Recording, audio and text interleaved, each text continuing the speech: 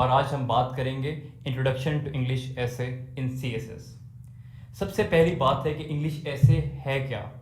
English ऐसे आपका CSS में वो पेपर है जिसने आपको सीएसएस में लार्जली पास करवाना है या फिर फेल करवाना है। ऐसा होता क्यों है?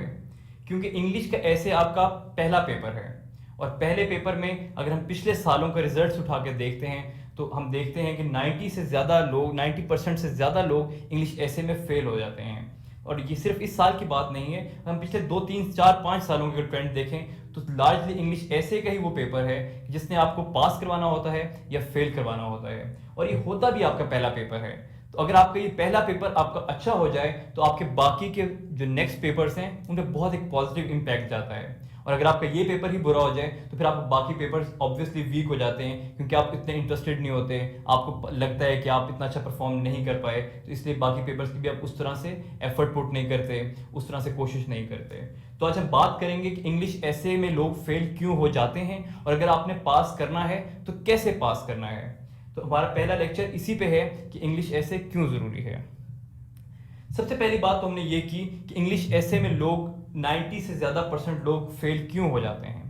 90% से ज़्यादा लोग इसीलिए फेल होते हैं क्योंकि इंग्लिश ऐसे का जो पेपर है इसमें क्वेश्चन सिर्फ एक होता है। 10 टॉपिक्स दिए जाते हैं और आपने उनमें से एक टॉपिक अटेम्प्ट करना होता है। 10 टॉपिक्स में से जब आपने एक टॉपिक सिर्फ अटेम्प्ट करना है तो स्टेक्स बहुत हाई हो जाते हैं, गलती की गुंजाइश मिनिमम हो जाती है। अगर आपका वो क्वेश्चन ठीक है तो आप पेपर पास कर जाएंगे, और अगर वो एग्जामिनर को पसंद नहीं आया या किसी फॉर अदर रीजन वो आपको गलत हो गया क्वेश्चन तो आप वो पूरा पेपर फेल कर जाते हैं। और सीएसएस में अगर आपका एक पेपर भी फेल है तो बाकी में बेशक आपका टॉप हो, आप ऑब्वियसली सीएसएस क्वालिफाई नहीं कर सकते। तो हमने सबसे पहले यही बात करनी है कि लोग फेल क्यों हो जाते हैं। लोग इसीलिए फेल हो जाते हैं क्योंकि लोग 3 काम नहीं करते। कौन से 3 काम नहीं करते मैं बताता हूँ।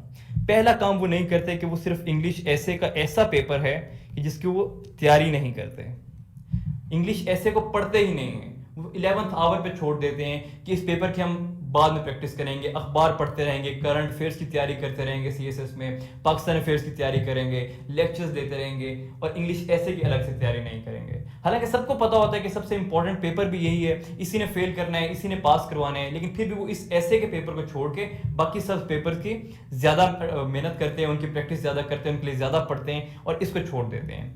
प्रैक्टिस की मैंने बात की तो दूसरा पॉइंट मेरा यही है कि इसकी वो प्रैक्टिस नहीं करते। एक तो आपने सबसे पहले ऐसे को स्टडी करना है, आपने देखना है कि इसके लिए क्या क्या चीजें जरूरी हैं, और दूसरी चीज क्या है, जब आपने वो जरूरियात जान ली हैं तो आपने उनकी फिर प्रैक्टिस करनी है। जब तक आप लिखेंगे नहीं आपको आएगा नहीं। ये स्विमिंग की तरह है कि अगर आप स्विमिंग करने गए हैं और आपको मैं बताता रहूं कि स्विमिंग करें स्विमिंग करें स्विमिंग करें तो आपको उससे स्विमिंग नहीं आ जाएगी। आपको उसके लिए अंदर जाना पड़ेगा पानी के और फिर जाके आपको हाथ पांव मारने पड़ेंगे और गलतियों के बाद सीखेंगे। तो इसी तरह इसकी प्रैक्टिस बहुत जरूरी है, और सिर्फ प्रैक्टिस नहीं करनी, आपको इवेल्युएशन की भी जरूरत है कि जो आप प्रैक्टिस कर रहे हैं क्या वो ठीक प्रैक्टिस हो रही है या फिर आप गलत प्रैक्टिस कर रहे हैं। ऐसा नहीं होता कि आपको स्विमिंग खुद ही से आ जाए, आपको कोई बताएगा कि आपने हाथ ऐसे मारना है, ऐसे करना है, फिर आप बेहतर सीख सकते हैं, इजीली सीख सकते हैं, आपको अपनी गलतियों का पता चलता है, आपको कंपैरिजन का एक क्राइटेरिया मिलता है। इसी तरह आपको, मैं आपका टीचर, मैं आपको बताऊंगा कि आप लोगों ने इंग्लिश ऐसे के पेपर को किस तरह से लेके चलना है, आपने इसमें क्या क्या चीजें करनी है और क्या क्या चीजें नहीं करनी। तो इंग्लिश ऐसे के पेपर में हमने क्या क्या चीजें करनी है। अगर हम एफपीएससी की website, federal public service commission की वेबसाइट पर जाएं और इंग्लिश ऐसे का सिलेबस देखें तो उन्होंने 3 से 4 चीजें मेंशन की हैं। उन्होंने इंग्लिश ऐसे के पेपर में बाकी सब्जेक्ट्स की तरह बहुत लंबा चौड़ा सिलेबस नहीं दिया कि आपने ये किताबें पढ़नी है, ये करना है। उन्होंने सिर्फ 3-4 बातें की हैं, उसमें सिर्फ 3-4 बुलेट्स में बातें की हैं। देव टोल्ड कि आपने उसमें, आपका ऐसे कॉम्प्रिहेंसिव होना चाहिए, रिसर्च बेस्ड होना चाहिए, आपकी आर्टिकुलेशन ठीक होनी चाहिए, आपका एक्सप्रेशन ठीक होना चाहिए और आपकी इंग्लिश की टेक्निकल ट्रीटमेंट बहुत अच्छी होनी चाहिए। इन बातों का क्या मतलब है? अगर इन बातों का मतलब मैं आप लोगों को सिंपल लफ्जों में ब्रेक डाउन करूं तो वो 3 चीजें बनती हैं। वो 3 चीजें क्या बनती हैं? सबसे पहली चीज है उसमें बेसिक इंग्लिश। आपकी जो बेसिक इंग्लिश है उसमें गलती की गुंजाइश नहीं है। बेसिक इंग्लिश का क्या मतलब है? बेसिक इंग्लिश का मतलब यही है कि आपका ग्रामर ठीक होना चाहिए, आपके स्पेलिंग्स ठीक होने चाहिए, आपके आर्टिकल्स ठीक होने चाहिए, आपको डायरेक्ट एंड डायरेक्ट का पता होना चाहिए, आपको एक्टिव पैसिव का पता होना चाहिए, आपको capital words, small words, punctuation, सब चीज़ें बिल्कुल ठीक होनी चाहिए। क्योंकि ये चीज़ें इसलिए बहुत इंपॉर्टेंट हैं क्योंकि आपका मुकाबला ऐसे लोगों से है जिन्होंने 3-3, 4-4 साल सिर्फ इसी एग्जाम की तैयारी की हुई है और आपको नहीं पता कि उनकी अंग्रेजी कितनी अच्छी है। तो अगर आप अपनी बेसिक इंग्लिश में मिस्टेक्स करेंगे तो आपका पेपर बहुत ज़्यादा चांसेस हैं कि वो निगलेक्ट कर देगा एग्जामिनर, उसको पढ़ेगा नहीं। तो आपने सबसे पहला काम ये करना है कि बेसिक इंग्लिश पे गौर व फिक्र करना है, अपनी इवेलुएट करनी है बेसिक इंग्लिश कि आप कहाँ पे स्टैंड करते हैं। दूसरी चीज़ क्या ज़रूरी है इसके लिए? दूसरी चीज़ ज़रूरी है कंटेंट, जिसको एफपीएससी ने कहा है कि रिसर्च बेस्ड होना चाहिए, कॉम्प्रिहेंसिव होना चाहिए, आपके पास नॉलेज होना चाहिए। आपके पास कंटेंट कहाँ से आता है? कंटेंट आपके पास आता है अखबारों से, मैगजीन से, डॉक्यूमेंट्रीज से, आप टॉक शोज देखते हैं। फिर आप सीएसएस की जब तैयारी स्टार्ट करते हैं तो आपको शुरू से ही जितनी भी कुतब पढ़े हैं और जिंदगी में भी आपने जितनी किताबें पढ़ी हैं, आपका जितना एक्सपीरियंस है, एक्सपोजर है, वो सब आप यहाँ पे यूज कर सकते हैं। कोई भी ऐसी चीज नहीं है जो कि आप समझते हैं कि ये शायद यहाँ पे यूज नहीं हो सकती, हर चीज यहाँ पे यूज हो सकती है। तो कंटेंट बेसिकली वो सब चीजें हैं जो आपने जिंदगी में अब तक पढ़ी हैं या फिर इस तैयारी को यहाँ से इससे आगे जो भी पढ़ेंगे वो सब कंटेंट है आपका। इसकी क्वालिटी बहुत मैटर करती है। अगर आपका कंटेंट अच्छा नहीं होगा तो आपका ऐसे बहुत वीक हो जाएगा, आप लॉजिकली प्रूव नहीं कर सकेंगे अपनी बात को। लॉजिकली प्रूव करने का नाम ही ऐसे है, ऐसे की डेफिनेशन ही ये है कि आप अपने पॉइंट ऑफ व्यू को विथ योर एविडेंस आप अपनी बात को प्रूव कर दें। इसीलिए कंटेंट की बहुत ज्यादा अहमियत है। और जो तीसरी चीज है वो चीज है स्ट्रक्चर, जिसको एफपीएससी ने टेक्निकल ट्रीटमेंट का नाम दिया है। स्ट्रक्चर क्या है? आपको यह पता होना चाहिए कि आप लिख रहे हैं तो किस तरह लिख रहे हैं, आप आर्गुमेंट लिख रहे पेश कर रहे हैं उसमें क्या उसमें कोहेरेंस है, क्या वो एक वेग बॉडी की तरह तो नहीं है, उसके अंदर एक प्रॉपर सीक्वेंस होना चाहिए, आइडियाज का फ्लो करना चाहिए, उसमें कोई इस तरह की मिस्टेक नहीं होनी चाहिए कि एक बात आपने यहां पे लिख दी है और उस बात का आधा हिस्सा आपने किसी अगले पेज पे लिख दिया है। आपकी थॉट्स एक सीक्वेंस में फ्लो करनी चाहिए। उसका फिर एक स्ट्रक्चर जो बेहतर स्ट्रक्चर समझाया जाता है वो मैं आप लोगों को सबको मैं अगले नेक्स्ट लेक्चर्स में बताऊंगा। उसके लिए जो ज़्यादा ज़रूरी चीज़ें हैं उसमें यही है कि आपको ये पता होना चाहिए कि आउटलाइन क्या होती है, थीसिस स्टेटमेंट क्या होती है, आपका इंट्रोडक्शन क्या होता है, कितना अहम है इंट्रोडक्शन आपका, इंट्रोडक्शन में थीसिस स्टेटमेंट कहाँ पे आएगी, आपकी बॉडी क्या होती है ऐसे की, और बॉडी डेवलप कैसे करनी है, आपकी पैराग्राफ की ट्रांजिशन कैसे होगी, और आपकी फिर इवेंचुअली कंक्लूजन कैसे आएगा। तो ये सब वो स्ट्रक्चर है जिसको एफपीएससी आजकल पसंद किया जाता है और एक लार्जली तरीका जो वेल रिकग्नाइज तरीके जो एफपीएससी पसंद करती है वो मैं आपको सिखाऊंगा नेक्स्ट लेक्चर्स में। तो आपसे एग्जामिनर एक्सपेक्ट क्या कर रहा होता है कि वो आपको पास कर दे, उसने क्या उम्मीद लगाई होती है कि जब मैंने ये पेपर खोला है तो मुझे इसके अंदर क्या मिलेगा, क्या मिलेगा कि मैं इसको पास कर दूं, क्या नहीं मिलेगा तो मैं इसे फेल कर दूंगा। 40 और 39 की सिर्फ गेम है, तो 40 उसने कब देने और 39 उसने कब देने हैं। 40 उसने तब देने हैं कि जब आपको मैंने ये तीन चीजें जो बताई हैं जिसमें आपकी बेसिक इंग्लिश, आपका कंटेंट और आपका स्ट्रक्चर, ये सब चीजें बैलेंस्ड होंगी। अगर इनमें से एक भी चीज आपकी वीक है तो आपके पास करने के चांसेस मिनिमम हो जाएंगे। वो क्यों मिनिमम हो जाएंगे? अक्सर हम देखते हैं कि लोगों की अंग्रेजी बहुत अच्छी होती है, अच्छी यूनिवर्सिटी से पढ़े हुए हैं, फॉरेन ग्रेजुएट्स हैं, इतनी ज़बरदस्त अंग्रेजी है, कहीं लिखते भी होंगे, लेकिन एफपीएससी को जो तरीका पसंद है, जो वो रिकमेंड करती है, जो वो चाहती है कि इस तरह का हमें ऐसे मिलना चाहिए, वो स्ट्रक्चर की प्रैक्टिस नहीं करते लोग, और इवेंचुअली जब वो प्रैक्टिस नहीं करते तो वो फेल हो जाते हैं। फिर हम इस तरह भी देखते हैं कुछ लोगों के पास कंटेंट बहुत ज्यादा होता है, इतना जबरदस्त कंटेंट होता है, इतनी किताबें पढ़ी होती हैं उन्होंने, हम कहते हैं कि यार क्या जबरदस्त आर्ग्यूमेंट है इसका, लेकिन फिर भी वो पास नहीं कर पाते। वो क्यों नहीं पास कर पाते? क्योंकि वो भी अपने स्ट्रक्चर पे काम नहीं करते।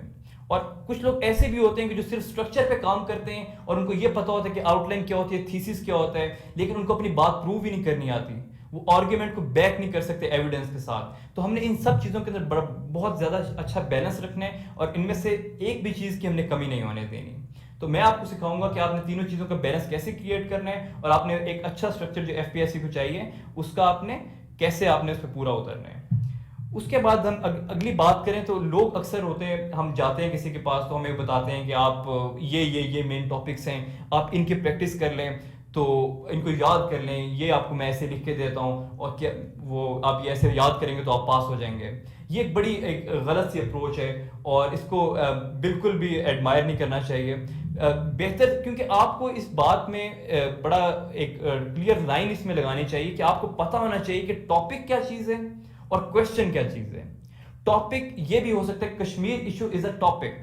अब अगर 2015 से पहले के आप एक पेपर उठा के देखें तो उसमें से हो सकता था कि कश्मीर इशू पे डायरेक्ट ही कोई क्वेश्चन आ जाए, तो उसमें जो आपने चीज याद की हुई थी तो वो आप दोबारा लिख सकते हैं। आप कोई याद करके लें और आपका तुक्का चल गया तो आप वो याद की हुई चीज वहां पे कॉपी पेस्ट कर दें तो क्या पता कामयाब हो जाए। लेकिन Kashmir issue is a topic, और 2016 के बाद सिलेबस चेंज होने के बाद एनालिटिकल अप्रोच को बड़ा ज्यादा इंकरेज किया जा रहा है। उसके बाद आपको नहीं पता कि इस टॉपिक के अंदर से क्या क्वेश्चन बन सकता है। ये भी क्वेश्चन बन सकता है कि इस कश्मीर इशू और nuclear flash point in south Asia, तो आपको नहीं पता कि क्या क्वेश्चन बन जाएगा। तो आपने बेसिकली टॉपिक और क्वेश्चन के अंदर एक बड़ी क्लियर डिवीजन रखनी है। आपको पता होना चाहिए कि आपने टॉपिक प्रिपेयर किया और उसके अंदर से जब क्वेश्चन बन के आएगा तो आपने अपने टॉपिक से क्या क्या चीजें उठा के उस क्वेश्चन को के अंदर डालनी है, जो कि बेसिकली आपके ऐसे होगा। आपने हर वो चीज नहीं डाल देनी जो आपने याद की है, आपने देखना है कि उसके लिए क्या क्या चीजें ज्यादा जरूरी हैं। तो बेसिकली ये जो वीडियो थी इसके अंदर मैंने आपको ये बता दिया कि ऐसे होता क्या है, लोग ऐसे में फेल क्यों करते हैं, और ऐसे अगर पास करना है तो क्या क्या चीज़ें ज़्यादा ज़रूरी हैं, और क्या ऐसे याद करने से आपका पास हो जाएगा। इसके बाकी के जो वीडियोस हैं, जो बाकी के लेक्चर्स हैं, वो नेक्स्ट वीडियोस में आपको मिलेंगे। With this I thank you. अस्सलाम वालेकुम everyone, I am Hammad and today we are going to talk about outline of an essay. Essay की आउटलाइन होती क्या है, इसके लिए सबसे पहले ये जानना बहुत जरूरी है कि ऐसे क्या होता है और ऐसे की टाइप्स क्या होती हैं। ऐसे ये होता है कि आप एक ऐसी राइटिंग दें जो कि कन्विंस कर दे रीडर को कि आपका पॉइंट ऑफ व्यू क्या है। इसमें फिर डिफरेंट टाइप्स हैं ऐसे की। ऐसे की डिफरेंट टाइप्स, 4 ऐसे की डिफरेंट टाइप्स हैं। उसमें सबसे पहली टाइप है narrative essays, descriptive essays, number 3 expository essays and number 4 persuasive essays. Narrative essays कौन से होते हैं? नैरेटिव एसेस वो एसेस होते हैं जिनमें आप एक स्टोरी सुनाते हैं कि ये चीज इस तरह से हुई थी। अपनी एक जिंदगी की जाती कहानी भी हो सकती है या फिर किसी और की कहानी को भी आप नरेट कर सकते हैं। डिस्क्रिप्टिव एसेस क्या होते हैं? डिस्क्रिप्टिव एसेस वो होते हैं जिसमें आप एक पिक्चर पेंट करते हैं कि ये चीज इस तरह हुई थी। आप ब्रशेस के साथ लाइटली उसे आहिस्ता आहिस्ता लेके चलते हैं और बड़ा क्लोजली मैनेज करते हैं उसे। एक्सपोजिटरी एसेस कौन से होते हैं? एक्सपोजिटरी एसेस वो होते हैं कि जिनमें आप सिर्फ फैक्ट और फिगर की मदद से आप अपना ऐसे लिखते हैं। आप उसमें वॉइस ऑफ अथॉरिटी की बात करते हैं, उसमें कोटेशंस डालते हैं, उसमें रेफरेंसेस डालते हैं, अखबारों की बातें होती हैं, डिफरेंट बुक्स की बातें होती हैं। उससे आप एक एक्सपोजिशन बनाते हैं, उसमें आपका अपना पॉइंट ऑफ व्यू मिनिमम होता है। और जब हम आते हैं परसुएसिव एसेस की तरफ तो ये एक्सपोजिटरी का बिल्कुल एक 180 डिग्री पे होता है। परसुएसिव एसेस में आप अपना पॉइंट ऑफ व्यू देते हैं और उसको प्रूव करते हैं with your logical rational arguments. तो अब ये तो ऐसे की 4 वो टाइप्स हैं जो कि वर्ल्डली रिकॉग्नाइज्ड टाइप्स हैं। लेकिन जब हम पाकिस्तान के सीएसएस का पेपर देखते हैं तो उसमें हमें इसी की अंदर से 2 टाइप्स मिलती हैं। वो 2 टाइप्स क्या हैं? एक उसमें से टाइप है, उसको हम कहते हैं इशू बेस्ड, और दूसरी टाइप है लिटरेरी एसेस। लिटरेरी एसेस क्या होते हैं? लिटरेरी एसेस वो होते हैं कि जिनमें आपको एक स्टेटमेंट दी जाती है और स्टेटमेंट को आपने खुद इंटरप्रेट करना होता है। It can be a quote, कोई भी कोटेशन हो सकती है। For example, if life gives you lemon make lemonade, ये सिर्फ स्टेटमेंट है। इस स्टेटमेंट की इंटरप्रिटेशन, मीनिंग की इंटरप्रिटेशन आपके अपने ऊपर है। आपने खुद एज्यूम करना है, खुद मीनिंग डिराइव करना है इस स्टेटमेंट के अंदर से। ये लिटरल मीनिंग भी हो सकता है। For example, if life gives you lemon make lemonade, अगर जिंदगी आपको लीमू देती है तो आपसे शिकंजी बनाए। आप इसको लिटरली इसके ऊपर भी ऐसे लिख सकते हैं। लेकिन आपके पास एक वाइट कैनवस है, आप प्ले भी कर सकते हैं कि आप अपनी मर्जी से इसका मीनिंग डिराइव करें। अगर किसी ने ये डिराइव करना हो कि आपको जिंदगी में मुश्किलात अगर आती हैं तो मुश्किलात का पॉजिटिव इंपैक्ट अपनी जिंदगी पे देखें, और फिर उसको आप इसके ऊपर भी ऐसे लिख सकते हैं। तो ये हो गए हैं लिटरेरी एसेस। लेकिन जो ज्यादातर रिकॉग्नाइज्ड एसेस सीएसएस में आते हैं वो होते हैं issue based essays. Issue based essays क्या होते हैं, इन पे हम बात करेंगे अभी। इशू बेस्ड एसेस वो होते हैं कि जो किसी भी तरह के economic, social, political, domestic Pakistan का इशू, कोई international issue, be it climate change, democracy, terrorism, इस तरह का कोई भी इशू जो दुनिया में चल रहा है उसके ऊपर आपने बात करनी होती है। उस टॉपिक के ऊपर कोई क्वेश्चन दिया जाता है जिसके ऊपर आप अपना आर्गुमेंट देते हैं और फिर एक ऐसे लिखते हैं। तो नॉर्मली होता ये है, जो अभी ट्रेंड, रिसेंट ट्रेंड एफपीएससी का चल रहा है, उसके अंदर होता ये है कि आपको 4 से 5 जो एसेज हैं वो लिटरेरी होते हैं और बाकी 5 या 6 आपके इशू बेस्ड होते हैं। तो ये सबसे पहले जब आपने ऐसे की तैयारी करने के लिए बैठना है तो आपने सबसे पहले ये डिसाइड करना है कि आपने कौन से वाला ऐसे करना है। आपने लिटरेरी ऐसे करना है या आपने इशू बेस्ड करना है। लिटरेरी ऐसे को करना इसलिए रिलेटिवली थोड़ा मुश्किल है क्योंकि उसके लिए आपकी स्किल्स बहुत हाई होनी चाहिए, ठीक है। और जो इशू बेस्ड है उसका ये है क्योंकि हम सीएसएस की तैयारी में हम करंट अफेयर्स भी पढ़े होते हैं, हम पाकिस्तान अफेयर्स भी पढ़े होते हैं, हम जनरल साइंस एंड एबिलिटी भी पढ़ रहे हैं उसमें, हम इंटरनेशनल रिलेशंस भी पढ़े हैं, डिफरेंट वेरियस सब्जेक्ट्स हम पढ़ रहे हैं उसमें। तो उससे हमारे काफी सारे इश्यूज, मेजर जो इश्यूज है वो कवर हो जाते हैं, इसलिए हमें काफी हेल्प मिल जाती है। तो अब हमने ऐसे डिसाइड कर लिया कि हमने कौन सा करना है और हम अब उसके ऊपर बात करते हैं कि अब मैंने वो डिसाइड कर ली तो अब मैं उसकी तैयारी किस तरह से स्टार्ट करूं। तैयारी के लिए मैंने क्राइटेरिया आपको पिछली वीडियो में भी बताया था कि क्राइटेरिया ये है कि हम अपने आप को 3 चीजों पे देखते हैं उसमें। सबसे पहले उसके अंदर है बेसिक इंग्लिश। बेसिक इंग्लिश क्या होती है? Basic English is everything that makes a sentence.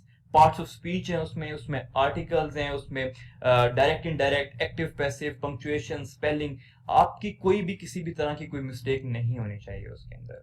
दूसरी चीज आपकी है कंटेंट। अगर आपने एक जुमला ठीक बना लिया तो उस जुमले के अंदर जो आपने बात की है वो बात किस तरह की है, वो आर यू वेल इन्फॉर्म्ड और नॉट।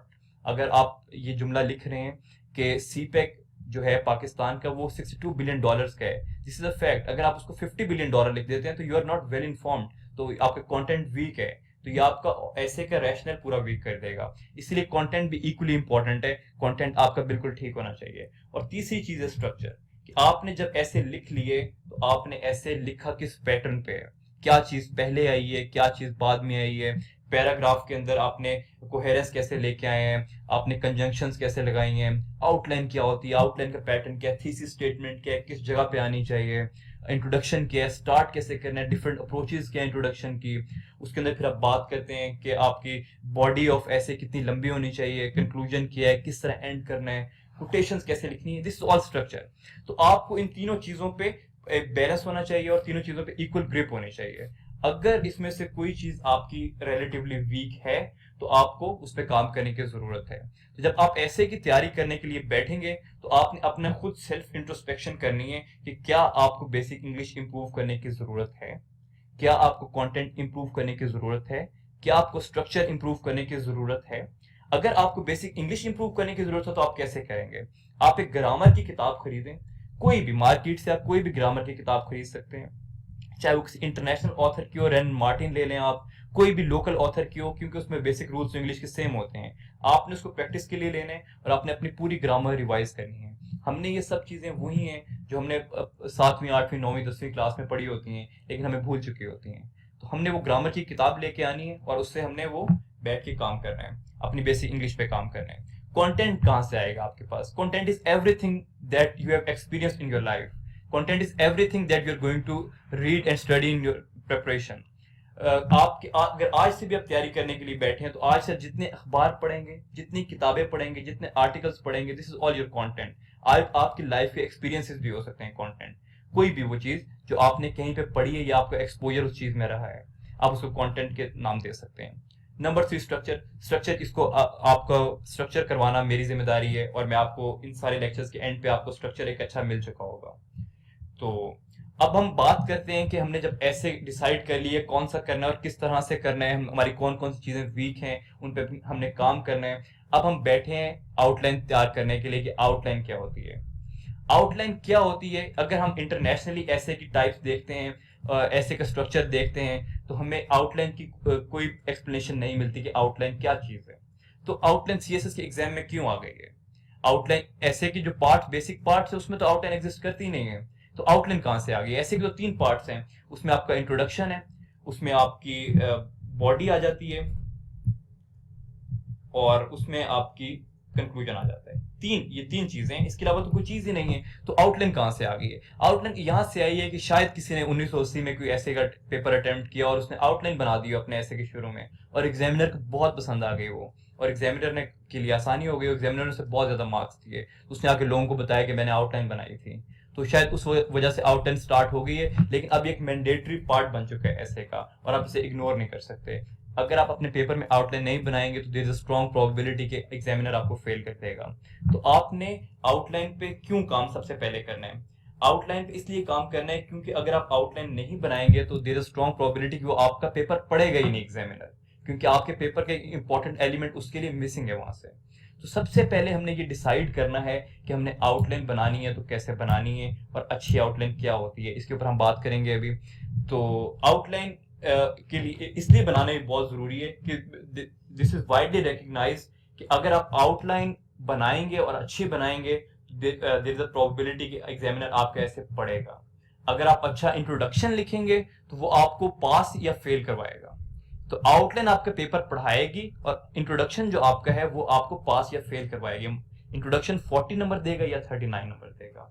तो लेकिन उसके लिए क्या जरूरी है कि एग्जामिनर आपका पेपर पढ़ ले पहले। तो और पढ़ने के लिए हमें एक अच्छी आउटलाइन बनानी है। तो बेसिकली आउटलाइन क्या चीज है? आउटलाइन कोई भी एक चीज है, जिस तरह आप बाजार जाते हैं और आप एक किताब खरीदते हैं, तो किताब खरीदने से पहले आप क्या करते हैं कि पहला सफा पढ़ते हैं, उसका दूसरा सफा पढ़ते हैं, वहां पे कंटेंट्स होते हैं जिसे फहरिस्त भी कहते हैं। वहां पे कुछ चीजें लिखी होती हैं, आप देखते हैं कि मुझे इस किताब के अंदर क्या मिलेगा। इसी तरह एग्जामिनर ने बहुत सारे पेपर चेक करने होते हैं, 10,000 के करीब पेपर चेक करने होते हैं। अब वो हर ऐसे जो 2500 वर्ड्स के ऐसे लिखा हुआ है, अब वो एग्जामिनर हर चीज तो नहीं पढ़ सकता। उसकी आसानी के लिए आपने शुरू में एक आउटलाइन बना देनी है, जिसे आप कंटेंट्स भी कह सकते हैं, फहरिस्त भी कह सकते हैं, जो एग्जामिनर के लिए आसानी करेगा कि मुझे इस ऐसे के अंदर मिलेगा क्या, ये बंदा कहना क्या चाहता है, किस तरह का मवाद मिलेगा, किस तरह की बातें इस ऐसे के अंदर मुझे मिलेंगी। अगर वो चीजें उसे इंटरेस्ट करेंगी तो वो आप कैसे पढ़ेगा, वरना वो आप कैसे नहीं पढ़ेगा। इसलिए आउटलाइन बनानी बहुत जरूरी है। तो आउटलाइन बेसिकली जिस तरह किताब के कंटेंट्स होते हैं, इसी तरह ऐसे कि अगर हम रिफ्लेक्शन देखें तो बाहर जो हमें उसके कंटेंट्स मिलते हैं वही हमारी आउटलाइन है। तो आउटलाइन बनाने के वेरियस तरीके, और हम अभी बात करते हैं कि हमें कौन सा एक सेफ तरीका है जो कि हमारी आउटलाइन इतनी अच्छी बना दे कि एग्जामिनर हमारा ऐसे पढ़ ले।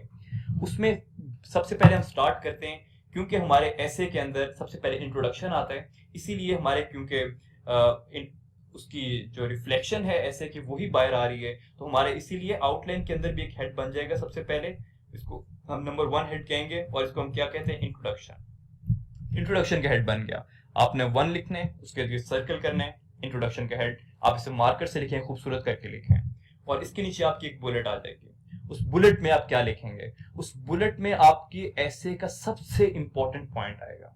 सबसे इंपॉर्टेंट पॉइंट क्या होता है? उसे थीसिस स्टेटमेंट कहते हैं। और वो कहां से आती है उसके लिए एक अलग लेक्चर डिजाइन है, तो हम वो बाद में बात करेंगे। लेकिन अभी मैं आपको क्योंकि आउटलाइन का स्ट्रक्चर बता रहा हूँ, इसलिए मैं यहाँ पे इसलिए बता रहा हूँ कि इंट्रोडक्शन के नीचे आपने एक बुलेट बनानी है, और उस बुलेट में क्या आएगी? आपकी थीसिस स्टेटमेंट आएगी, और वो पूरी थीसिस स्टेटमेंट आप यहाँ पे लिखेंगे।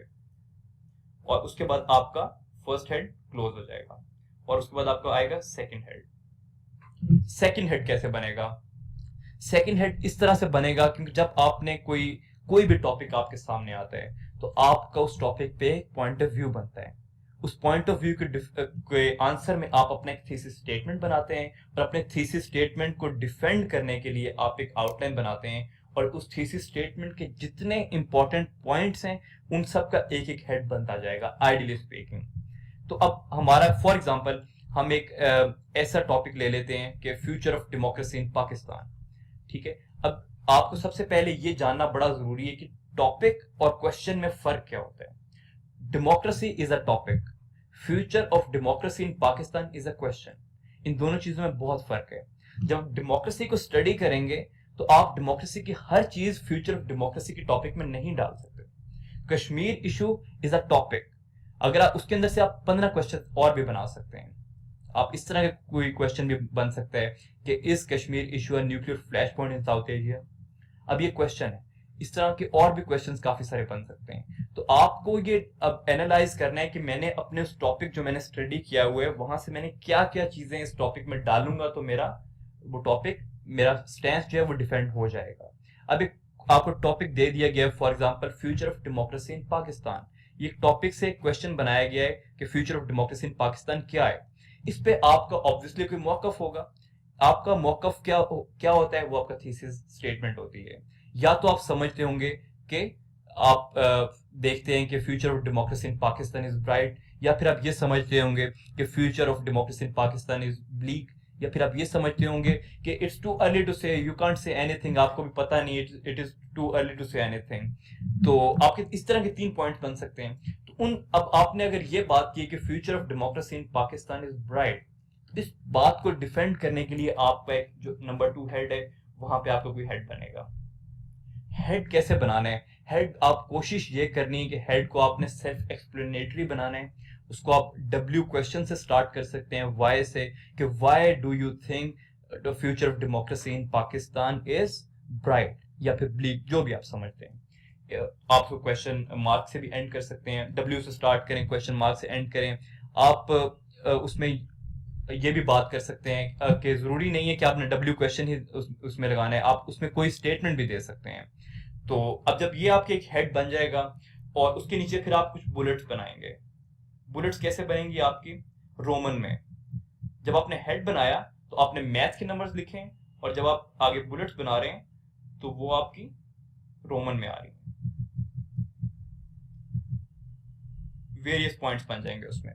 अब आपने ये कैसे अंदाजा लगाना है कि आपकी एक हेड के अंदर कितनी बुलेट्स होनी चाहिए। इस तरह आपने बुलेट्स बनानी है कि आपके ऐसे की बॉडी भी डिफॉर्म ना हो। तो ये आप कैसे अंदाजा कैसे लगाएंगे? इसके लिए एक सिंपल सा रूल है, वो मैं आपको बताता हूँ कि एफपीएससी ने हमें कहा है कि आपका ऐसे जो है वो 2500 वर्ड्स का होना चाहिए, 2500 वर्ड्स का होना चाहिए। अब आपको ऐसे बहुत से लोग मिलेंगे जो आपको ये बात बताएंगे कि अगर आप 1500 वर्ड्स का भी अच्छे ऐसे लिख लें तो आपका ऐसे पास हो जाएगा, जो कि मेरे ख्याल में एक अच्छी अप्रोच नहीं है। एफपीएससी ने आपसे एक ही रिक्वायरमेंट मांगी है कि आप 2500 वर्ड्स के मिनिमम ऐसे लिखें, 2500 से 3500 का उन्होंने कहा है।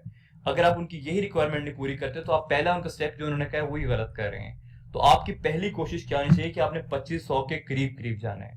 तो अगर आप 2000 क्रॉस कर लें तो it is a very good approach. आप 2000 वर्ड्स क्रॉस कर लें, क्योंकि 3 घंटे में 2500 से ऊपर जाना काफी मुश्किल डील बन जाती है।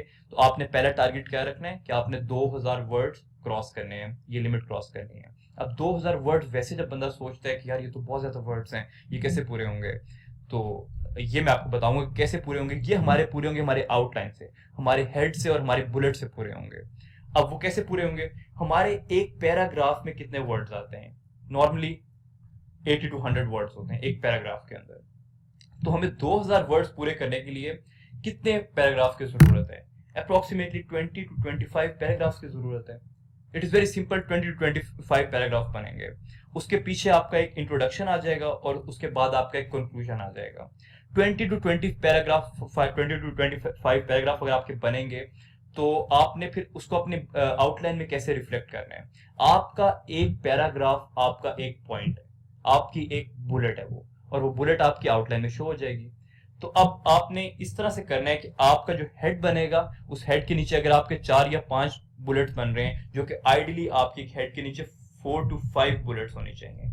इससे ज्यादा करेंगे तो मोनोटोनस सा पेपर लगता है, इतना अच्छा नहीं लगता। कम करेंगे तो लगता है कि कंटेंट की कमी है।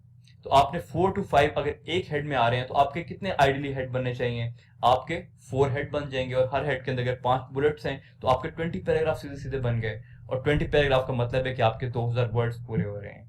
तो ये बहुत जरूरी है कि आप वर्ड्स भी पूरे करें, और आपको उस आउटलाइन के अंदर एक डायरेक्शन भी मिल जाती है कि आपने एक पॉइंट उठाया, उस एक पॉइंट को प्रूव करने के लिए आपने कोई बात कर दी, आपने ऐसे के अंदर जाके पैराग्राफ में उस बात को डिफेंड कर दिया। अब ये तो हेड्स बनाने के तरीके हो गए, और एंड पे फिर आपका फाइनल हेड जो आ जाएगा वो आपका किसी भी तरह का हेड हो सकता है। दरमियान में 3, 4 आ गया, और एंड पे आपका 5 जो है वो कंक्लूजन आ जाएगा। अब एक आइडियल केस में कंक्लूजन में आपने कुछ भी नहीं लिखना, conclusion should be empty in your outline. उससे पिछले जो हेड्स हैं उनमें सब कुछ ना कुछ बातें होंगी, हर एक में बुलेट्स होंगी 4-5, लेकिन कंक्लूजन में आपके कुछ भी नहीं होगा। तो ये एक बेसिक एक पूरा डिजाइन है, जो स्ट्रक्चर है, जो एक आउटलाइन का होना चाहिए, आइडियल होना चाहिए कि आपने उसको नीट भी करना है, और आपने जो उसके हेड्स हैं वो बड़े सेल्फ एक्सप्लेनेटरी होने चाहिए, डब्ल्यू से स्टार्ट होने चाहिए, क्वेश्चन मार्क पे एंड भी हो सकते हैं, उसमें थीसिस स्टेटमेंट कहाँ पे आएगी, उसमें फिर जो आपके बुलेट्स हैं, बुलेट्स भी बनाने के काफी सारे तरीके हैं। उसमें आपको कुछ चीजें मैं भी आपको बताता हूँ कि वो कुछ चीजें किस तरह इम्प्रोवाइज की जा सकती हैं। Welcome back everyone. हम पिछले लेक्चर को अपने कंटिन्यू करेंगे, और उसमें हम बात कर रहे थे कि एक बुलेट क्या होती है और बुलेट बनानी किस तरह से है। तो बुलेट बेसिकली क्या होती है? बुलेट आपका एक पॉइंट होता है जो आपके ऐसे में एक पैराग्राफ जाके बनता है, और वो बुलेट किस तरह से बनती है ये हम इस वीडियो में सीखेंगे। और बुलेट बेसिकली होती क्या है? बुलेट होती है आपके उस एक हेड को डिफेंड करने के लिए एक पॉइंट होता है, और हेड आपका बेसिकली किस चीज को डिफेंड कर रहा होता है, आपके थीसिस स्टेटमेंट को, और थीसिस स्टेटमेंट आंसर किस चीज का होता है, जो कि क्वेश्चन आपको उस टॉपिक से दिया गया होता है।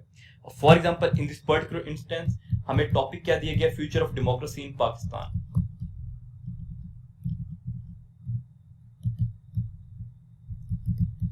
Future of democracy in Pakistan, इस पे डिफरेंट तरह की हमारी थीसिस स्टेटमेंट बन सकती हैं।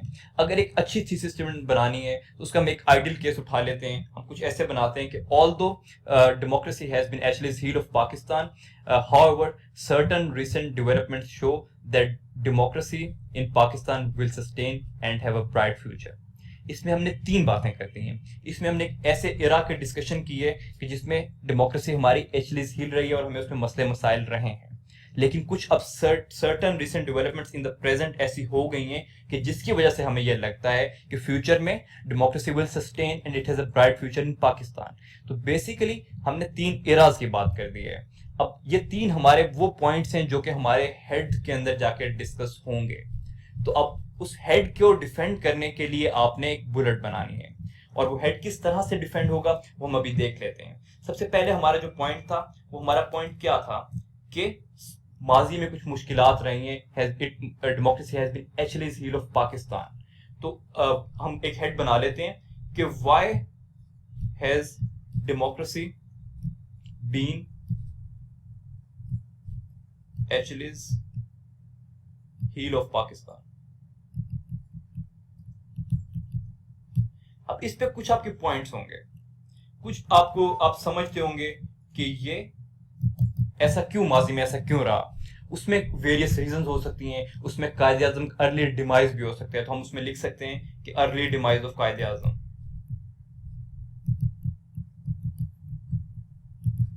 उसमें फिर हम और बात कर सकते हैं कि civil military imbalance. Different points हैं जिनकी वजह से आपको लगता है कि डेमोक्रेसी पाकिस्तान में सस्टेन नहीं कर सकी। अब आप इनमें से एक पॉइंट उठा लें, अर्ली डिमाइज ऑफ कायदे आजम। ये एक ऐसा पॉइंट है जो कि पूरा पैराग्राफ आपकी बॉडी में जाके बनेगा। तो ये वो पॉइंट है जिसको आपने पूरा एक पैराग्राफ में जाके डिफेंड करना है, और उस पैराग्राफ के अंदर सिर्फ कायदे आजम के अर्ली डिमाइज की ही बात होगी। और मैंने आपको जैसे कि पिछली वीडियो में ये बताया कि आपने एक पैराग्राफ 80 to 90 वर्ड्स का बनाना है, 80 to 100 वर्ड्स का बनाना है। तो आप अर्ली डिमाइज ऑफ कायदे आजम को पाकिस्तान की मुश्किल डेमोक्रेसी के पास से बड़े इजीली लिंक कर सकते हैं, क्योंकि अगर कायदे आजम ज्यादा देर के लिए जिंदा रह पाते तो हम एक बहुत बेहतर डेमोक्रेसी की सूरत हाल पाकिस्तान में देख सकते हैं। तो बेसिकली हम उस पैराग्राफ के अंदर जाके ये पॉइंट डिस्कस करेंगे। तो आउटलाइन में हमने सिर्फ बाहर एक क्या रिफ्लेक्ट कर दिया कंटेंट की सूरत में, जिस तरह फहरिस्त होती है अर्ली डिमाइज ऑफ कायदे आजम। अब ये जो अर्ली डिमाइज ऑफ कायदे आजम है, ये इतना शो नहीं कर रहा, ये बात को क्लियरली शो नहीं कर रहा कि अर्ली डिमाइज ऑफ कायदे आजम ने क्या किया। अर्ली डिमाइज ऑफ कायदे आजम ने क्या किया ये लिखना बहुत जरूरी है। नॉर्मली बच्चे गलतियां ये करते हैं, हम लोग सारे ये गलतियां करते हैं कि हम सेल्फ एक्सप्लेनेटरी पॉइंट नहीं बनाते। हम उसके अंदर ये नहीं लिखते कि अर्ली डिमाइज ऑफ कायदे आजम की वजह से क्या इंपैक्ट पड़ा। अब एग्जामिनर ने क्योंकि आपका ऐसे पहले नहीं पढ़ा, उसने आपकी आउटलाइन पहले पढ़नी है। तो आउटलाइन को सेल्फ एक्सप्लेनेटरी बनाने के लिए आप इस पॉइंट को सेल्फ एक्सप्लेनेटरी बनाएंगे। वो किस तरह से बना सकते हैं आप उसको आप इस तरह से बना सकते हैं कि early demise of Quaid-e Azam led to political leadership vacuum. तो फिर आप अगला जो पॉइंट है कि सिविल मिलिट्री इंबैलेंस की बात करते हैं। सिविल मिलिट्री इंबैलेंस ने क्या किया? Civil military imbalance led to institutional rift की बात कर सकते हैं हम। तो आपने जो पॉइंट बनाना है उसको सेल्फ एक्सप्लेनेटरी बनाना है, और बड़ा उसको ऐसा होना चाहिए कि पढ़ के मुझे पता चल जाए कि इस पैराग्राफ के अंदर मुझे आपका पॉइंट ऑफ व्यू किस तरह का मिलेगा। अस्सलाम वालेकुम everyone, I am Hamad Ahmad, और अभी वाला जो लेक्चर है इसमें मेरी वीडियो नहीं होगी और सिर्फ ऑडियो होगी, और इससे मैं आपको समझाने की पूरी कोशिश करूँगा कि अगर कोई एम्बिग्यूटी रह गई है पहले या इंट्रोडक्शन की अगर समझ नहीं लगी तो वो आप लोगों से समझ लग जाए। तो हम इंट्रोडक्शन की जब बात करते हैं तो बड़ा एक क्वेश्चन सबसे पहले जो आता है कि इंट्रोडक्शन को इतनी वेटेज सीएसएस में क्यों दी जाती है। सीएसएस के एग्ज़ाम में, ऐसे के पेपर में इंट्रोडक्शन में ही लोग इतना फोकस क्यों करते हैं, और फोकस करने के बाद भी लोग फेल क्यों हो जाते हैं। एक तो सबसे इसमें समझने वाली बात ज़रूरी ये वो ये कि this is probably going to the first thing that examiner is going to read. इसमें कोई दो राय नहीं है। वो आपका ऐसे पढ़े ना पढ़े, उसने आपका इंट्रोडक्शन ज़रूर पढ़ना है। Because it is the opening paragraph of your ऐसे, और इसी ने फर्स्ट इंप्रेशन क्रिएट करना है। जैसे एक इंसान कमरे में आता है तो जो आप उसको पहले देख के अंदाज़ा लगाते हैं, जिस कैटेगरी में रेट करते हैं, तो वो बंदा उस माइंड में आपके उस तरह से ही चलता है फिर। तो इसी तरह एग्जामिनर देखता है कि यार ये बंदा जो मेरे पास ऐसे लिख के आया है, तो इसने जो बात की है तो वो किस लेवल पे बात की होगी। तो शुरू से उसको इतना टाइम तो होता नहीं कि वो सारी डिटेल में जाए, इसीलिए इस पर बड़ा फोकस किया जाता है। तो बेसिकली इंट्रोडक्शन फिर चीज़ क्या है? इंट्रोडक्शन ऐसी चीज़ है कि जैसे अगर मैं कमरे में आता हूँ और मेरे से पहले कोई आके मेरा इंट्रोडक्शन करवाता है, तो वो आके आप लोगों को क्या चीज़ बताएगा? आके आपको ये बताएगा कि जनाब हमाद साहब आ रहे हैं और ये इनका नाम है, इस शहर से ताल्लुक़ है, ये इनकी डिग्री है।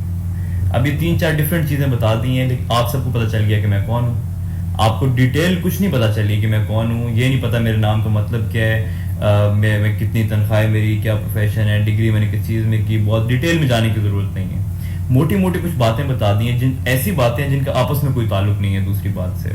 मेरे नाम का और मेरे प्रोफेशन का आपस में कोई ताल्लुक नहीं है, लेकिन जब ये इकट्ठे जोड़े जाते हैं तो इट मेक्स सेंस। इसी तरह जो इंट्रोडक्शन है, इसके अंदर आपके 8 to 10 पैराग्राफ्स होंगे। एक पैराग्राफ के अंदर 8 to 10 सेंटेंसेस होंगे और 150 से 170 वर्ड्स होंगे, और ये दोनों चीज़ें होनी ज़रूरी हैं। ऐसा ना हो कि आपके सेंटेंसेस बहुत छोटे हों 8 to 10 और आपके 100 वर्ड्स के अंदर वो पूरा हो जाए। एक नॉर्मल पैराग्राफ जो होता है वो होता है 5 to 7 सेंटेंसेस का, और उसमें वर्ड्स होते हैं आपके 80 to 100।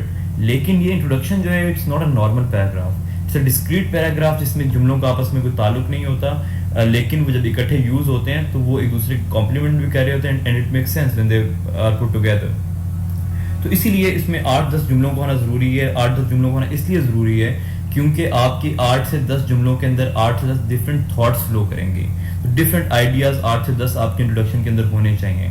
और वर्ड्स भी इतने मैंने इसलिए बात की है because it is very widely said कि आपके जो इंट्रोडक्शन है वो आपके जो पेपर की फर्स्ट साइड है, जो सामने वाली साइड है, उसके ऊपर आपका जो इंट्रोडक्शन है वो पूरा पूरा उस साइड के ऊपर आना चाहिए। उससे पहले भी ना ख़त्म हो जाए साइड से, और अगले पेज पे ऐसा कि आप टर्न करें पेज और आगे जाके ख़त्म हो रहा हो। So the thesis statement of your introduction should reach before U turn the page over. अब इसमें जो नेक्स्ट बात है कि why is introduction the most important part of your एसे, वो इसलिए है कि because it is a make और ब्रेक फॉर द कैंडिडेट। जो मैंने बात पहले की, एग्जामिनर ने यही पढ़ना है और यहीं से वो हिसाब लगाएगा कि आप किस लेवल पे फॉल कर रहे हैं। ये इसलिए भी बहुत ज़रूरी है क्योंकि एक पैराग्राफ, सिर्फ अगर किसी ने आपको एक पैराग्राफ पे जज करना हो कि आपके पास क्या क्वालिटी है, तो शायद वो आपके पूरे सीएसएस में यही पैराग्राफ हो। इस पैराग्राफ में आपको देख के ये भी पता चल सकता है कि आपकी अंग्रेज़ी किस लेवल की है, आपकी अंग्रेज़ी में मिस्टेक्स तो नहीं है, ग्रामेटिकल एरर्स तो नहीं है, पंक्चुएशन आपको आती है, आर्टिकल्स का यूज़ आता है, डायरेक्ट इनडायरेक्ट, एक्टिव पैसिव, ये सब चीज़ें आती हैं। आपके पास जो कंटेंट है, जो आप बात कर रहे हैं, are you backing your sentences with empirical evidence या हवाई बातें कर रहे हैं।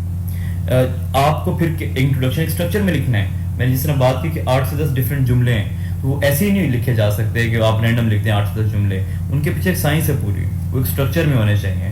इसीलिए तीनों चीज़ें इसमें पूरी हो जाती हैं जो कि आपको एक अच्छा ऐसे एक सीएसएस का लिखने के लिए रिक्वायर्ड है। और इस बात में कोई दो राय नहीं है, मैं रिपीट कर रहा हूँ कि examiner is definitely going to read it very keenly. So what are different ways of writing introduction?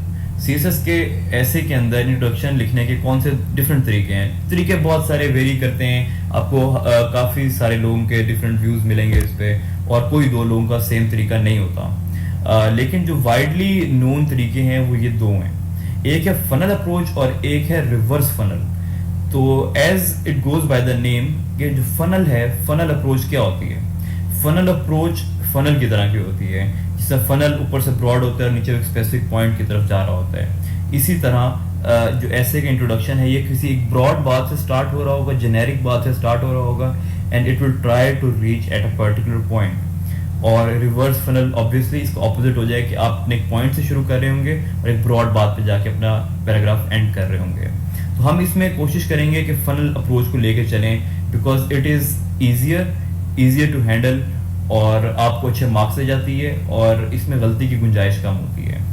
वो इस वजह से कि आपका जो इंट्रोडक्शन है, this is basically a journey from topic to your thesis statement. What is a topic? जो हमने डिफरेंट आउटलाइंस किए उनके अंदर टॉपिक था डेमोक्रेसी। ऐसे का टॉपिक जो स्टेटमेंट आई ऐसे की वो थी future of democracy in Pakistan. So introduction start होगा डेमोक्रेसी से, introduction future of democracy start नहीं होगा। So it's a journey from democracy to that thesis statement. पूरे जो 8-10 लाइनें वो स्टार्ट डेमोक्रेसी से होंगे और जो आप आखिरी जुमला जाके बनेंगे वो आपकी थीसिस स्टेटमेंट होगी, जस्ट लाइक अ फनल। तो हम फनल अप्रोच को फॉलो करेंगे, आपकी सिस्टमेटिक चीज रहती है। और अगर रिवर्स फनल में जाने की कोशिश करें तो अक्सर आप ठीक शुरू तो अच्छा करते हैं, आप एक पॉइंट से स्टार्ट करें, लेकिन बातें करते करते काफी ब्रॉड जगह पे निकल जाते हैं और आपका फिर उससे अगला इंट्रोडक्शन से जो अगला पैराग्राफ है वो आपको समझ नहीं आ रही होती कि उसको किस तरह से लिंक बनाए पिछले पैराग्राफ के साथ, स्टार्ट किस तरह से किया जाए। तो हम फनल बेस्ड अप्रोच को लेकर चलेंगे और फनल बेस्ड अप्रोच के अंदर इसको भी हम 3 पार्ट्स में हमने डिवाइड कर लिया है कि इस पैराग्राफ के हमने 3 पार्ट्स अगर करने तो वो कौन से होंगे। एक इसका इंट्रोडक्शन का स्टार्ट होगा, एक उसका एंड होगा और एक उसका दरमियान वाला पार्ट होगा। तो हमें इंट्रोडक्शन का पैराग्राफ स्टार्ट किस तरह से करना चाहिए। स्टार्ट करने के कुछ इंटरेस्टिंग बड़े तरीके हैं और आपको डिफरेंट तरह के तरीके मिलेंगे। मैं आपको आइडियाज दे देता हूँ और आप लोगों ने एग्जीक्यूशन उसकी खुद ही करनी है। आइडियाज क्या हो सकते हैं कि आप अपना इंट्रोडक्शन किसी वेरी इंटरेस्टिंग और मजे की कोई बात हो कि आप एग्जामिनर जब पढ़े तो वो कहे कि यार ये तो बड़ी बात ऐसी है कि मुझे तो अपील कर गई, मैं तो मतलब अब आगे मुझे पढ़ना पड़ेगा, इस तरह की कोई चीज़ होनी चाहिए। An interesting fact, for example it is a fact that Maldives will no longer be a country in 2050। अब एक बंदा अगर ये बात पढ़े तो उसको दिल करेगा कि भाई ये क्या बात कर दी, क्यों मालदीव्स कंट्री नहीं होगा 2050 में। सो क्लाइमेट चेंज के आप ऐसे में लिख सकते हैं because it will drown under the ocean. तो इस तरह की आप इंटरेस्टिंग फैक्ट और an interesting figure, a quote, quotation, कोई अब्राहम लिंकन के कोट से स्टार्ट कर दें, कोई मजे की कोटेशन, कोई पुरानी कहावत है वो आपको लगता है कि यार ये मैं बात करूंगा तो बड़ा मजा आएगा। रेफरेंस कोई आप बड़ा मजे का दे दें कि किसी ने कोई किसी रिपोर्ट का जिक्र कर दें, किसी किताब का जिक्र कर दें, तो वो एक बड़ा अच्छा इंप्रेशन देता है कि बंदा बड़ा वेलरेंट है। और प्लस इस चीज़ में गलती की गुंजाइश बहुत कम हो जाती है कि यार गलती अब इसमें नहीं होगी क्योंकि आपने बात नहीं की, आपने फैक्ट किसी अखबार से उठाया, किसी मैगजीन से उठाया, फिगर इसी तरह कोट आपने किसी अमेरिकन प्रेसिडेंट को उठा लिया या कायदे आज़म को उठा लिया और इसी तरह फिर आगे आपकी कोटेशन और फिर आपका आगे जो रेफरेंस है वो भी आपकी अपनी जुबानी होती है, आपने किसी की कॉपी की होती है, उसमें गलती की गुंजाइश काफ़ी कम होती है।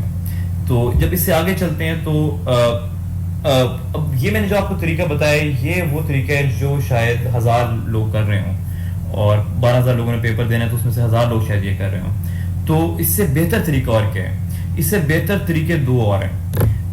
उसको कहते हैं एनेक्डोट और एनोलॉजी। एनेक्डोट अब क्या होता है, anecdote is a very short story.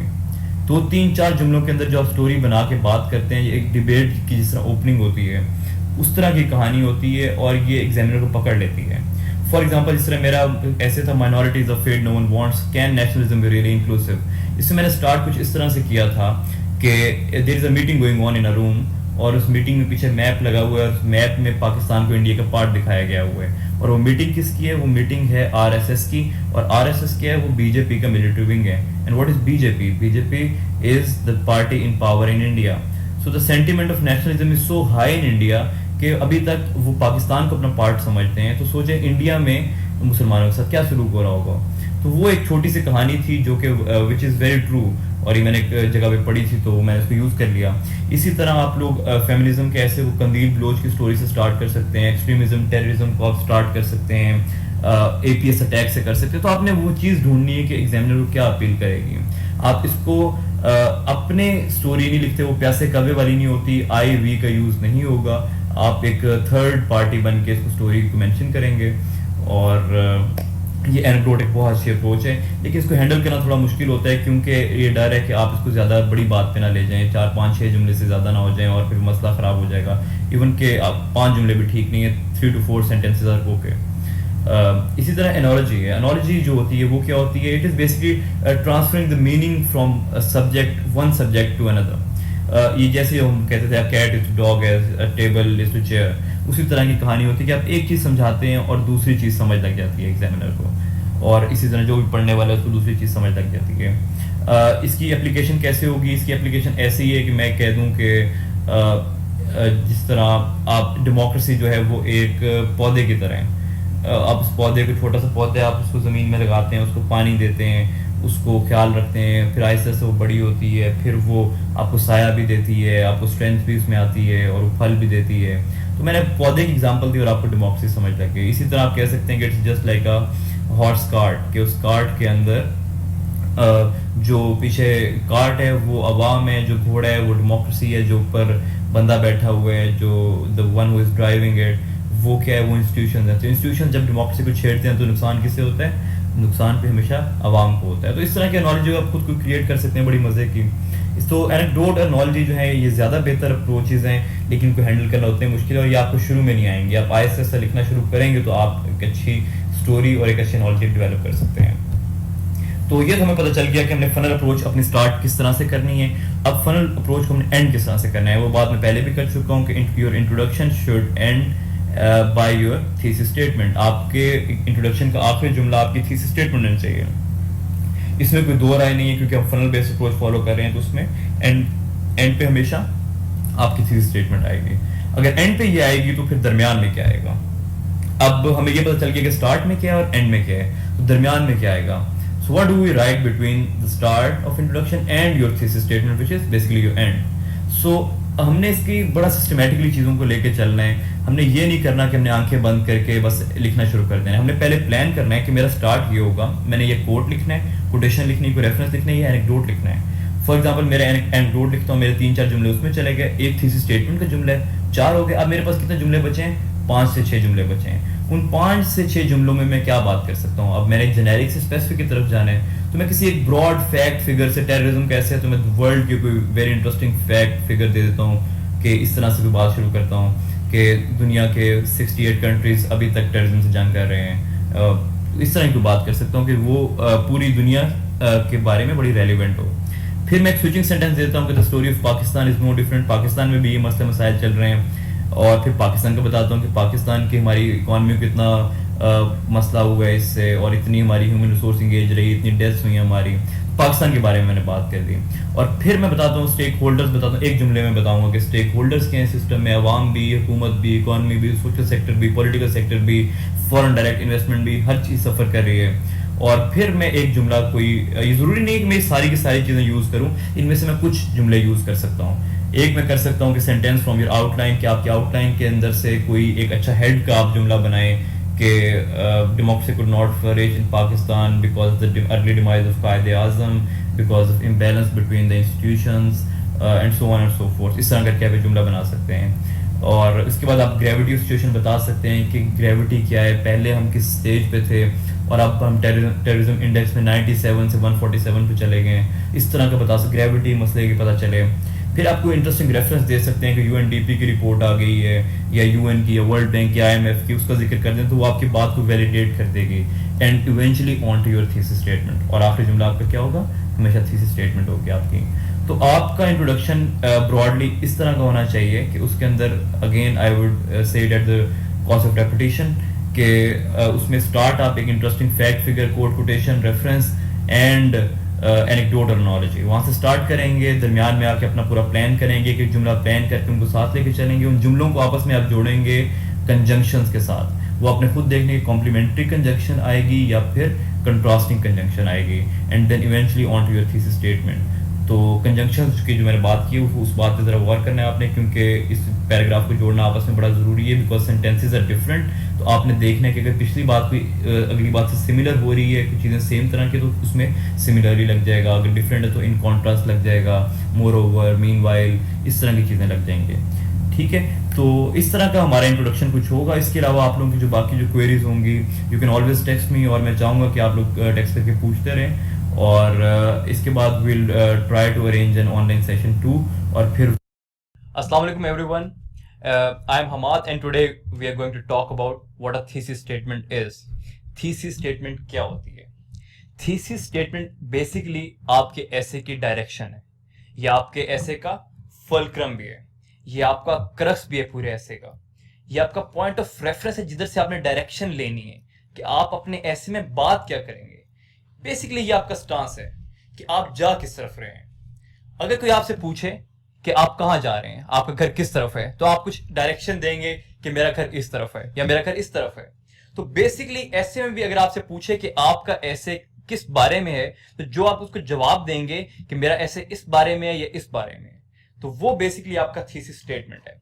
आसान अल्फाज में बात यही है कि एक ऐसी स्टेटमेंट, एक ऐसी लाइन जो कि ये शो करेगी कि आप मौकफ क्या इख्तियार कर रहे हैं, आपका पॉइंट ऑफ रेफरेंस क्या है। अगर आपसे क्वेश्चन पूछा गया है तो उस पर एक से ज्यादा आंसर बन सकते हैं, आपका उसमें आंसर क्या है, आप कहना क्या चाहते हैं।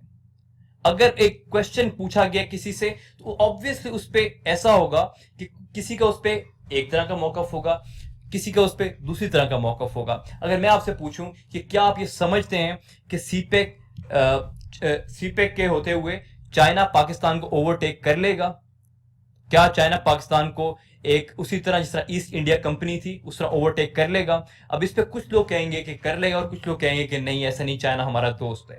तो डिफरेंट मौकफ है इस पे। तो यही बात है इस पे एग्जामिनर को ये बताने के लिए कि मेरा ऐसे किस बारे में है और इसमें मैं बात किस तरह से करूंगा, मैं कहना क्या चाहता हूं। हम एक लाइन लिखते हैं जिसे हम थीसिस स्टेटमेंट कहते हैं।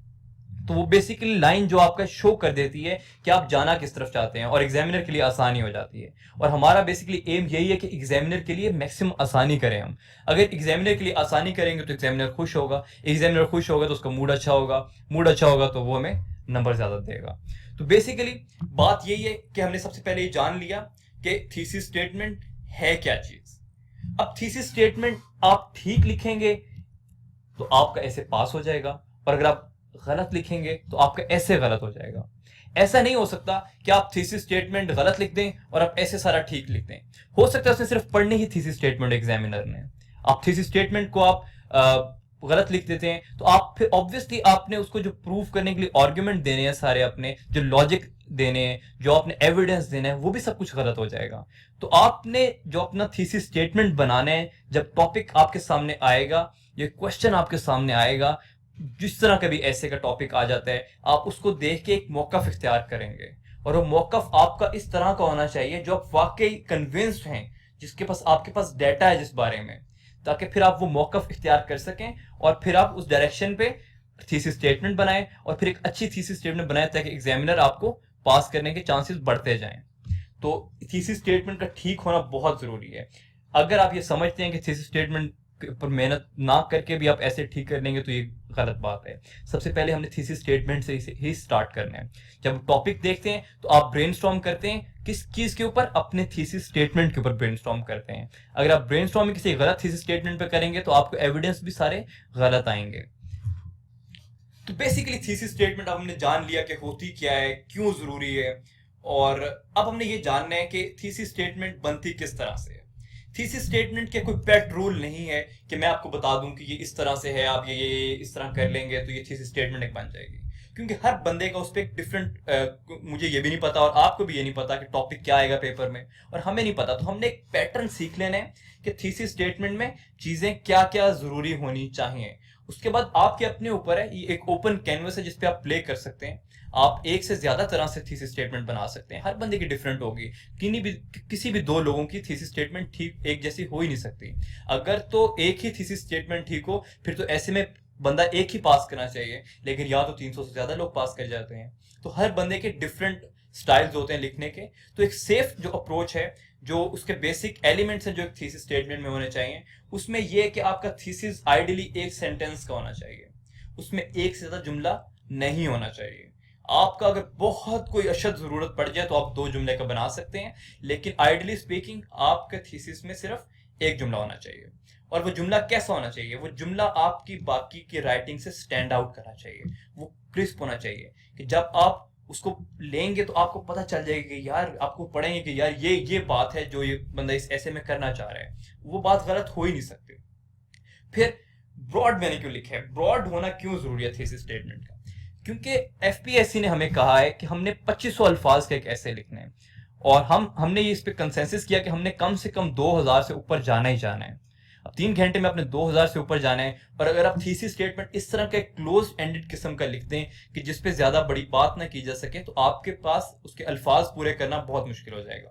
तो ब्रॉड करने का ये मतलब है कि आप इस तरह से बात करेंगे कि जिसमें both sides of a coin हमें पता चलेंगे, हमें दोनों साइड्स का मौकफ पता चलेगा कि यार ये इस पे एक ये ओपिनियन है और इस पे एक ये ओपिनियन है, लेकिन मैं ये समझता हूँ कि ये मेरा ओपिनियन है। तो हम दोनों चीजें दिखाएंगे और फिर एक चीज को प्रूव करेंगे। तो इसलिए हमने एक ब्रॉड सा थीसिस स्टेटमेंट बनाना है, जो कि मैं आगे जाके आपको एग्जांपल भी बताऊंगा कि किस तरह से बनाया जा सकता है। तो थीसिस स्टेटमेंट लिखने की अप्रोचेस, डिफरेंट अप्रोचेस हैं। हम उन एलिमेंट्स की मदद से हम काफी सारे हम डिफरेंट अप्रोचेस के थ्रू हम अपनी थीसिस स्टेटमेंट बना सकते हैं। उसमें एक तो ये है टॉपिक, अब क्योंकि हमें पता नहीं कि क्या टॉपिक पेपर में आने वाला है, वहां पे 10 टॉपिक्स होते हैं, उनमें से आपने एक पे ऐसे करना होता है, तो डिफरेंट टॉपिक्स होंगे। कोई शायद पॉलिटिकल इशू हो, सोशल इशू हो, इकोनॉमिक इशू हो, डोमेस्टिक इशू हो, हमें नहीं पता। तो किसी भी तरह का हो सकता है। तो उसमें शायद कोई ऐसा टॉपिक हो कि जिसमें हम कॉज इफेक्ट रिलेशनशिप के ऊपर एक थीसिस स्टेटमेंट बना सकते हैं। हम ये बता दें कि ड्यू टू दिस कॉज ये इसका इफेक्ट हो जाते हैं। ठीक है, थीसिस स्टेटमेंट ये बात हो सकती है जो कि आप शो कर दें कि आप ऐसे में क्या बात करेंगे, आप कॉजेज की बात करेंगे और इफेक्ट्स की बात करेंगे। फिर थीसिस स्टेटमेंट और किस तरह की हो सकती है, थीसिस स्टेटमेंट और प्रॉब्लम और सॉल्यूशन की हो सकती है कि yes we are facing these problems but there are solutions to it as well. तो बिल्कुल प्रॉब्लम और सॉल्यूशन की भी बन सकती है। फिर डायरेक्ट और क्लोज एंडेड भी बन सकती है।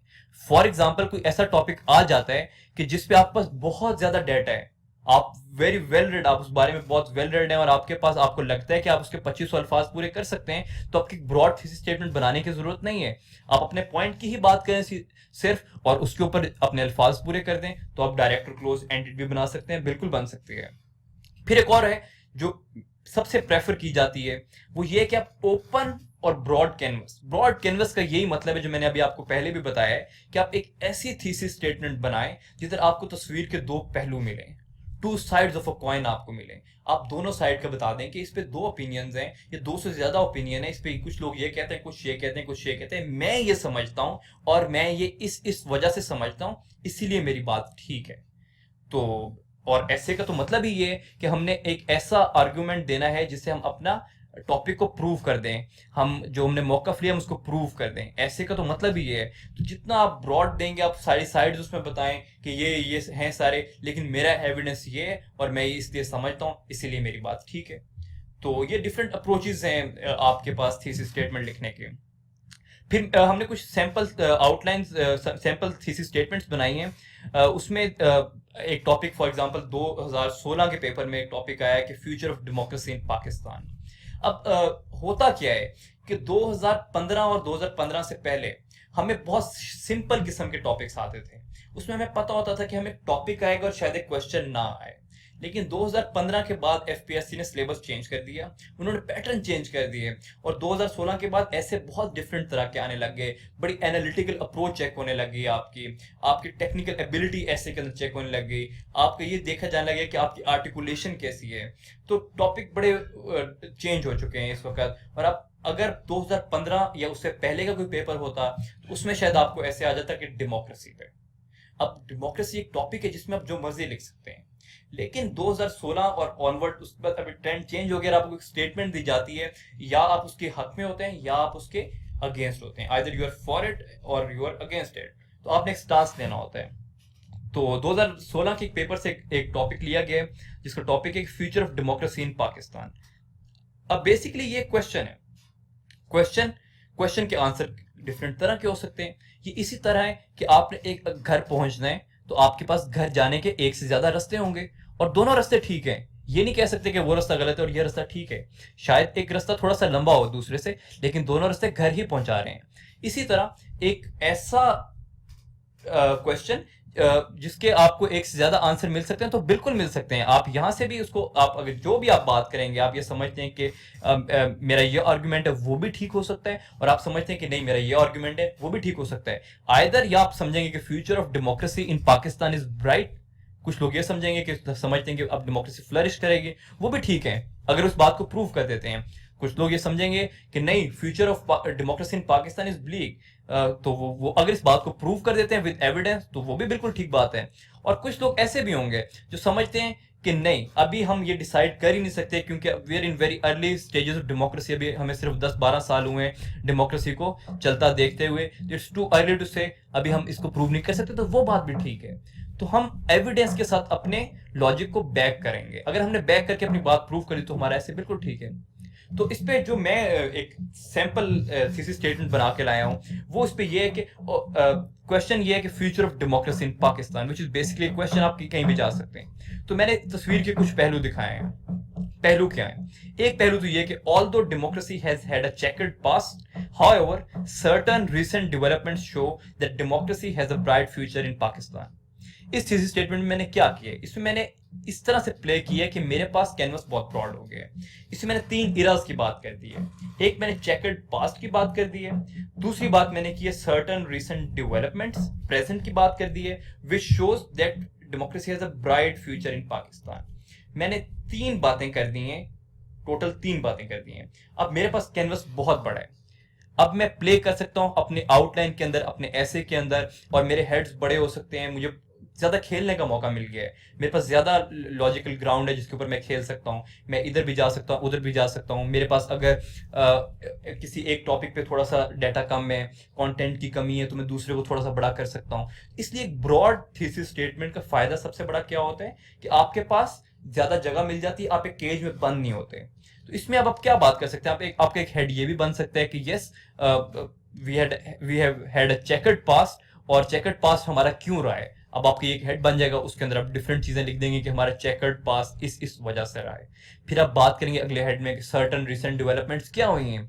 तो आप कुछ समझते होंगे कि आजकल कुछ ऐसा हो गया है, जिसकी वजह से आप फिर तीसरा हेड आपका बन जाएगा कि आप फ्यूचर क्यों ब्राइट देखते हैं। फिर आप उन लॉजिकल रीजन जो आपने सर्टेन रिसेंट डेवलपमेंट्स को कहा है, आप कहते हैं उनको देखते हुए हम प्रेजेंट के प्रिज्म से हम फ्यूचर को प्रिडिक्ट कर सकते हैं, इस तरह की बात कर सकते हैं। तो मेरे पास एक ब्रॉड कैनवस